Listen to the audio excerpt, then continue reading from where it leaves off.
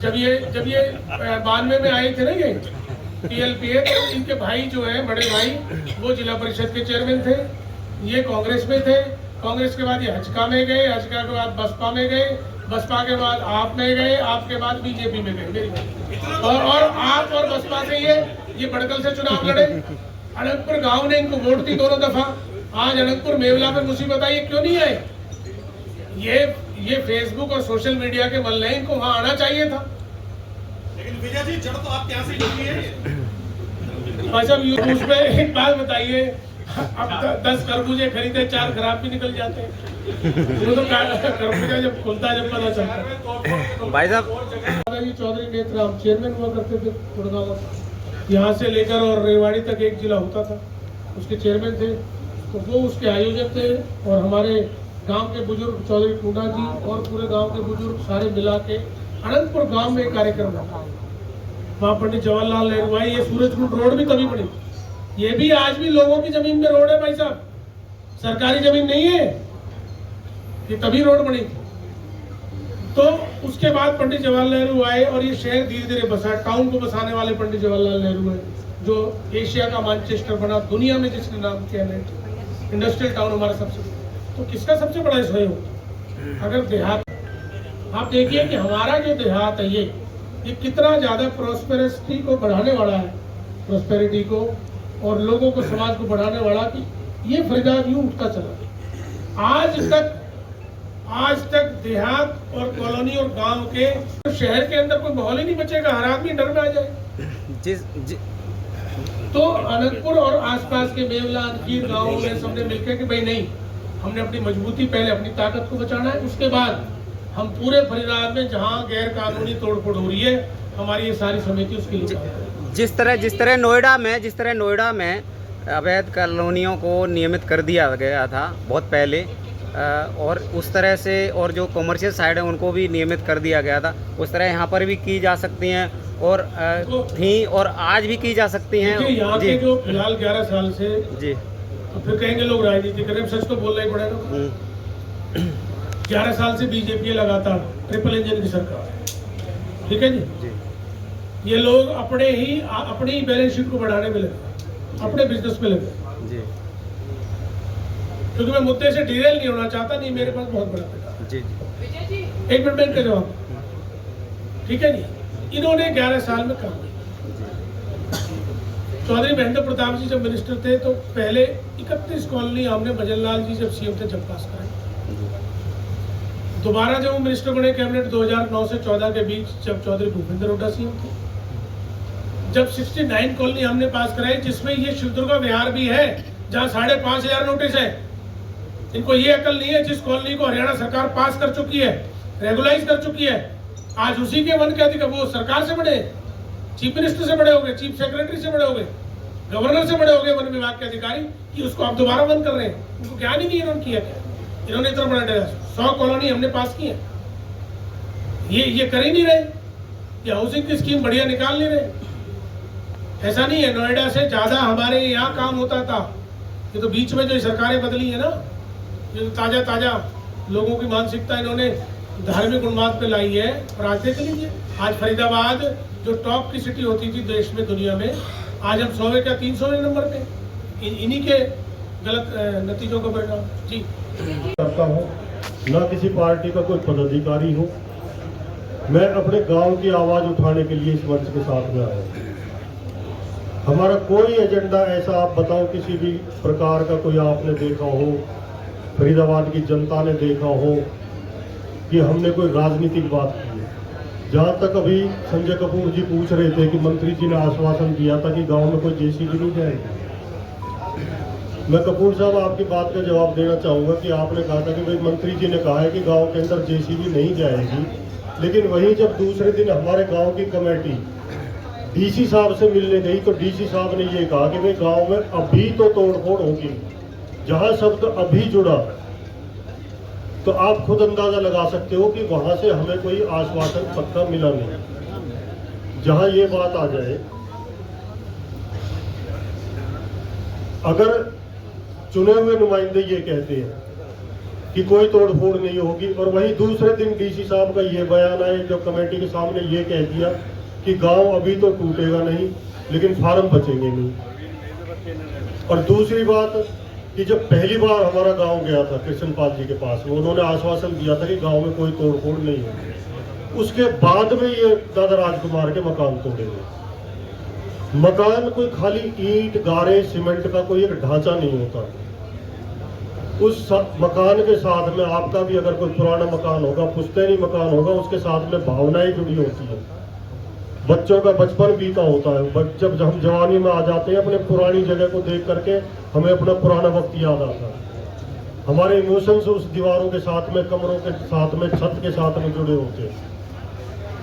तो खाली एक घर नहीं है। अब हमारे सामने जो हमारे पुश्तैनी मकान थे, हम तो वहां जा करके अपनी बचपन की यादें ताजा कर लेते हैं। दादा राजकुमार के घर में जो बच्चे हैं वो क्या याद रखेंगे, क्या अपनी यादें लेकर के वो बड़े होंगे। कभी बड़े होकर के जाएंगे तो उन खंडरों को देखने जाएंगे कि कभी हमारे बड़े बुजुर्ग यहाँ रहते थे। आदमी का तो व्यापार में नुकसान हो जाए, कोई वाहन में नुकसान हो जाए, उसकी भरपाई हो जाती है। व्यापार में एक जगह नुकसान हो गया, दूसरी जगह कमा लेते, लेकिन मकान रोज रोज नहीं बनते आदमी के। आपने भी ये देखा होगा, कोई कितना ही बड़ा रईस आदमी हो, कितना ही बड़ा करोड़पति हो, उसकी जहाँ से उत्पत्ति होती है, जहाँ से उसका सारा बढ़ाव चलता है, वो उस मकान को कभी नहीं छोड़ता, चाहे कितना ही धन उसके पास आ जाए। वही बात जो मैं अभी कह रहा था कि भावनाएं जुड़ी होती है मकान के साथ। और आज तक भी हमें किसी अधिकारी ने ये आश्वासन नहीं दिया है। चुने हुए नुमाइंदे तो कह रहे हैं, ये तो आश्वासन दे रहे हैं चुने हुए नुमाइंदे कि कोई तोड़फोड़ नहीं होगी। सीएम साहब से टाइम ले लिया है, सीएम साहब ने 2 दिन का समय मांगा है, लेकिन अभी तक किसी अधिकारी, क्योंकि ये कमेटी हमारी परसों भी मिलने गई थी, एडिशनल चीफ सेक्रेटरी से हमारी कमेटी परसों भी मिल करके आई है। वहां जाकर के उनको भी ये बोला गया है कि भाई कार्रवाई ये सुप्रीम कोर्ट के आदेश है, कार्रवाई नहीं रुकेगी। तो हम विश्वास करें किस पे? काम तो अधिकारियों ने करना है, नौकरी तो उन्होंने बचानी है।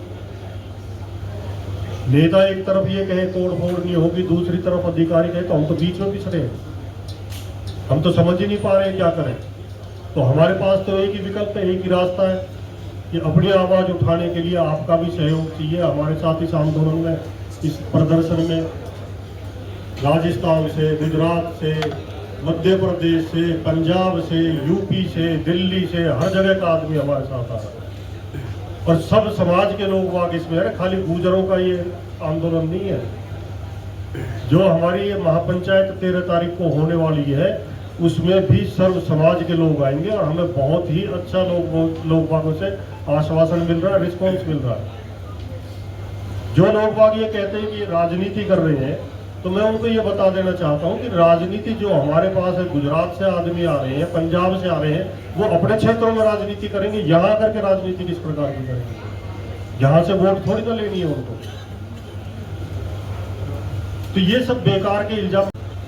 तीसरा पहिया है 3 व्हीलर का, वो कभी जिंदगी में अपने वार्ड की उन्होंने समस्याएं नहीं उठाई। जैसे अभी धर्मवीर भटाना का जिक्र आया, वो तो कहीं से चलो पार्षद भी नहीं रहे। तो ऐसे लोग वहां भी जो है इन चीजों की वीडियो बना करके डाल रहे हैं कि मंत्री जी ने भरोसा दे दिया है, उन्होंने भरोसा दे दिया है, तो लोग वहां विश्वास क्यों नहीं कर रहे हैं? भाई विश्वास आपकी सरकार ही तो नहीं करवा पा रही है, हमें विश्वास आपकी सरकार ही तो नहीं दिला पा रही है। एक तरफ अधिकारी कह रहे तोड़फोड़ होगी, दूसरी तरफ चुने हुए नुमाइंदे कह रहे हैं कि तोड़फोड़ नहीं होगी। तो पंजाब के समय बना और अब पंजाब में तो ये खत्म कर दिया। जो पंजाब के अंदर खत्म कर दिया, तो हमारे साथ ये दोहरा व्यवहार क्यों है? ये भी हमारी सरकार से मांग है कि हमारा पक्ष, मेन मुद्दा हमारा ये है कि हम जो अपनी बात मंचों के माध्यम से, पंचायत के माध्यम से, चौपाल के माध्यम से जो कहना चाह रहे हैं, हमारा मेन मकसद ये है, हमारा मेन जो उद्देश्य है वो ये है कि हमारी बात सरकार सुप्रीम कोर्ट में अच्छे तरीके से रखे।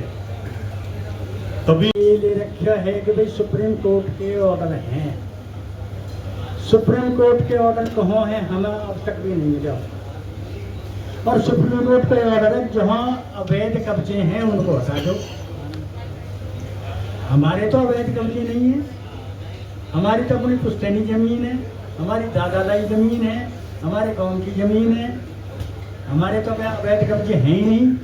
सरकार ने एक दफे में जाकर नहीं कही अकबरियानपुर गांव की जो जमीन है या इन और गाँव की जो जमीन है ये इनमें अवैध कब्जे नहीं है। वो अपनी ज़मीन में बसे हुए हैं, अपनी ज़मीन में जो भी कुछ किया अपनी ज़मीन में किया। एक दफ़े भी सरकार ने ध्यान न दिया। हमने बता भी लिया कि भाई हमारे अवैध कब्जे नहीं है और सरकार को पता है।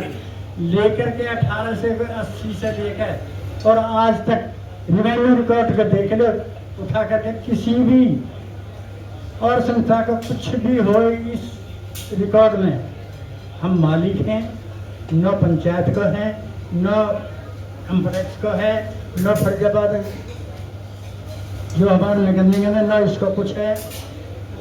ये किसानों की ज़मीन है। जब है यहाँ पहाड़ी तो हम बसने के लिए कहाँ जाते हैं? वो ज़मीन तो बहुत थोड़ी सी हमारे यहाँ, किसी पे 200 गज है, किसी पे 500 गज है, किसी पे 1 बीघे है। जब पहाड़ी हम बसने के लिए कहाँ जाते हैं? हमारे गांव की ज़मीन हमारे जो इलाके की, इसमें किसी को कोई दखलंदाजी नहीं है। सरकार ने एक दफ़ा उन्होंने कही है सुप्रीम कोर्ट में जाकर जी अवैध कब्जे नहीं है, ये तो वैध बयान है। इस बात को समझ नहीं सके। मैं आज भी बता रहा हूँ हमारे अवैध कब्जे। अब जब जिसके तकलीफ होगी वो तो कहीं ना कहीं जाएगा ही, पंचायत भी करेगा, कोर्ट में भी जाएगा, अपनी लड़ाई भी लड़ेंगे। ये हमारा राजनीतिक कोई मुद्दा नहीं है। हम इसमें राजनीति का तो ये देश मात्र वर्गी हमारा न कोई इरादा है, न कोई हंगामा कर रहे। हम तो अपने हिसाब से लड़ाई लड़ रहे हैं। जब अन्याय हमारे साथ हो रहा तो हम कब तक चुप बैठे रहेंगे?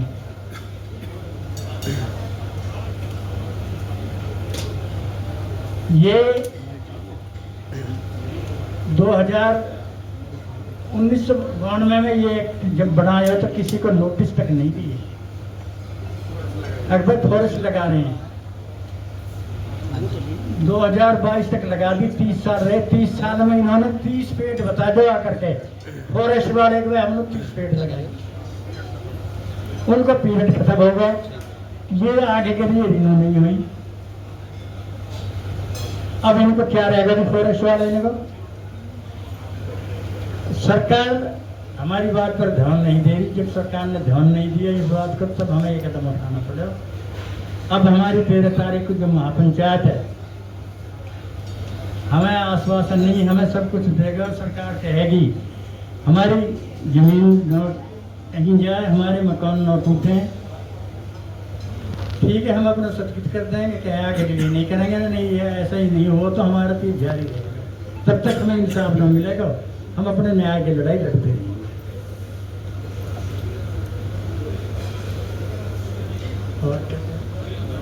रिकॉर्ड है मेरे पास, रिकॉर्ड प्रशासन को दिखाया, उन्होंने माना नहीं। ऊपर तक आदेश है आपको तोड़ी जाएगी। ना बच्चों को तोड़े जो निकाल दिए थे, जो सामान निकाल के उसको भी तोड़ दिया। वो पड़ा आज भी हुआ नहीं थे। प्रताप जी, विजय प्रताप भाई हुए थे, उसने रिक्वेस्ट की 2-3 घंटे को दे दो, 1 दिन का दे दो। उन्हें 1 मिनट का भी समय नहीं दिया। नहीं, वो धर्मवीर का बेचारा ऐसा है ना जी, वो तो किसी चीज में है ही नहीं कहीं। वो तो ये सोच रहा ना कि मैं थोड़ी कहावत है, कोई नंबरदार था, वो मर गया था। ग्रांड का बेटा कहने लगा अब बेटा अपनी माता माँ नंबरदार कौन बनेगा? तो बेटा इसका बेटा बन जाएगा। तो बेटा सारा गांव मर जाता तो नंबरदार बनेगा। तो धर्मवीर को मैं कहता हूँ जिंदगी में अगर कुछ भी बढ़ जाए तो मैं, जब उसको इतनी पीड़ा नहीं है, 2-2 साल के बच्चे उठा कर फेंक दिए तो कहेगा सामाजिक काम करेगा? बताइए आप सभी लोग बाल बच्चे वाले भाई, कम से कम भी घंटे 2 घंटे 5 घंटे का टाइम तो मिलना चाहिए। ये थोड़ी 9 बजे आकर जेसीबी लगा के धड़ाधड़ तोड़ दो। तो ये मेरे सारी समाज से आपसे हाथ जोड़ के रिक्वेस्ट अपील करता हूँ, 13 तारीख को सारा समाज मेरे को न्याय दिलवाए। धन्यवाद।